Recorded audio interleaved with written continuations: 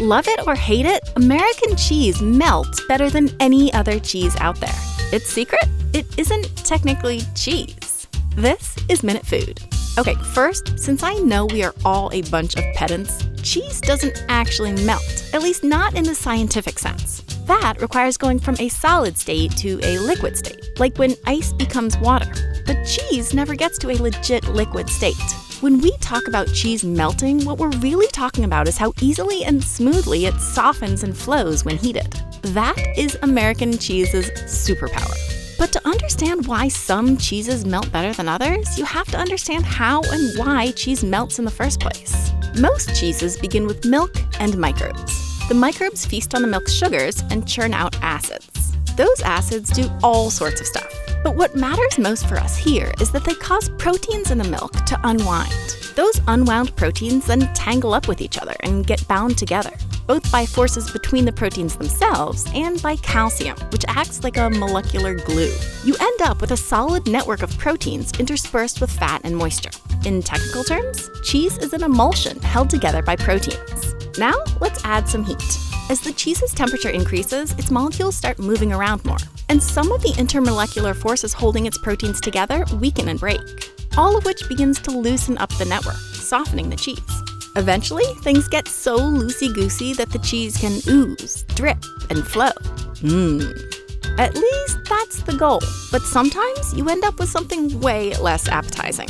Whether a cheese melts like a champ or a chump mostly has to do with whether its protein network is flexible enough to maintain its nicely dispersed mixture, whether the cheese can stay emulsified as it loosens up, rather than just falling apart. And that depends on a few different things. One is the composition of the cheese. Generally, the more moisture and fat in a cheese, the looser the protein network is. Because with all those extra molecules in the way, the proteins can't pack that closely together. A loose network like this doesn't require all that much heat to soften up to that nice flowy state, so melting happens at relatively low temperatures. And when it does happen, that loose network is flexible enough to keep hold of all its fat and water. This is why high moisture and high fat cheeses like Havarti, young Gouda, and mozzarella tend to melt easily and smoothly. Cheeses without much moisture or fat, think hard cheeses like Pecorino Romano, don't have as many of those molecules in the way, so their protein networks tangle up more tightly. What's more, hard cheeses have generally been aged for a while, and as cheeses age, their proteins break down.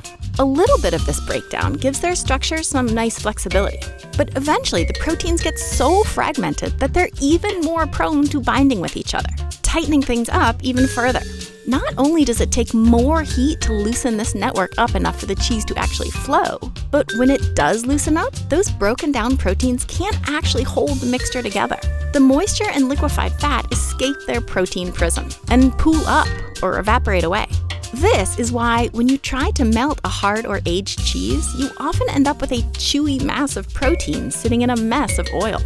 Okay, so we've talked bad melters and good melters, and now, finally, we can get to the best melter, American cheese, which is formulated in a way that maximizes meltiness. That wasn't the initial goal. American cheese, which was actually developed in Switzerland and patented by a Canadian entrepreneur named James Kraft, yes, that Kraft, was originally conceived as a way to extend the shelf life of cheese. But its makeup also happens to make it the undisputed champion of ooey gooey goodness. See, American cheese starts with young, soft cheeses that are already pretty good melters, often young cheddar and Colby.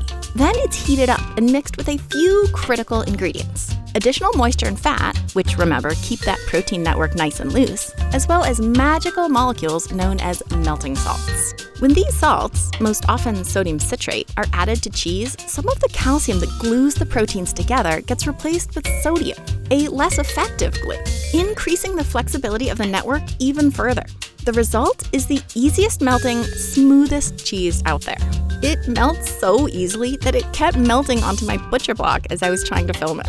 Except that because it's a mixture of cheese and some other stuff, American cheese isn't technically considered cheese in many parts of the world. Here in the US, American cheese, and its relatives like Velveeta, Laughing Cow, and _Easy Cheese, legally have to be labeled pasteurized, processed, not processed, cheese, pasteurized processed cheese food, or pasteurized processed cheese spread. depending on the extent and exact makeup of those non-cheese ingredients. Or bear an unregulated, but equally convoluted label, like pasteurized prepared cheese product or pasteurized cheese snack.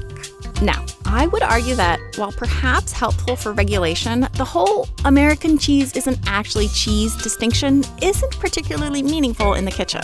For all intents and purposes, decent quality American does work like real cheese. And when it comes to melting, actually works way better than its legitimate counterparts. But if you are anti-processed cheese, or want something more interesting than its admittedly underwhelming flavor, you can take a lesson from American not exactly cheese and use sodium citrate, which you can easily get online, to make almost any cheese, like this well-aged extra sharp cheddar, into a really good melter. Check out the description for some great resources for how to use this strategy to whip up the creamiest cheese sauces. Let's just say the chemical formula for sodium citrate is uncannily appropriate. But if this is not your thing, don't worry. You absolutely don't need sodium citrate or American cheese to get a nice level of meltiness for most basic melting applications. Just stick to younger, higher moisture, and higher fat cheeses. It's Gouda advice that I, for one, am grateful for.